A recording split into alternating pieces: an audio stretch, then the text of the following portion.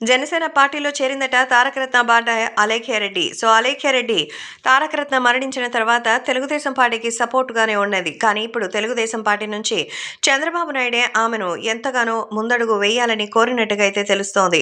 కాబట్టి వీటికి సంబంధించిన విషయం తెలిసి అందరూ ఎంతో ఆనందం వ్యక్తం చేస్తున్నారు. ఇప్పుడు రాబోయేటువంటి విషయంలో భారీగా అయితే నిర్ణయాలు తీసుకున్నట్టుగా అయితే సమాచారం.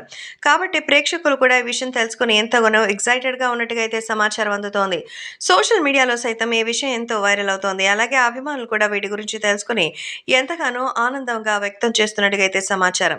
కాబట్టి ప్రేక్షకులు కూడా వీటికి సంబంధించిన పలు విషయాలు తెలుసుకొని ఎంతగానో ఆనందం వ్యక్తం చేస్తున్నట్టుగా అయితే తెలుస్తోంది. రాబోయే రోజుల్లో మంచి విజయాలను సాధించి ఎలాగైనా సరే ముందుకు వెళ్లాలని ఎదురు చూస్తున్నటువంటి జనసేనకి ఇప్పుడు తెలుగుదేశం పార్టీ సపోర్ట్‌గా నిలుస్తోంది. అలాగే చంద్రబాబు, లోకేష్, బాలకృష్ణ అందరూ పవన్ వెంటే ఉన్నారు.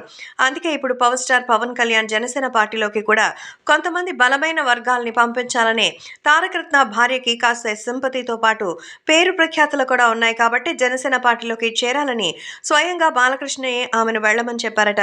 దీంతో అలేఖ్యారెడ్డి ఇప్పుడు తారకరత్న జ్ఞాపకాలతో తెలుగుదేశం పార్టీ నుంచి వచ్చి జనసేనలోకి చేరిందని తెలుస్తోంది.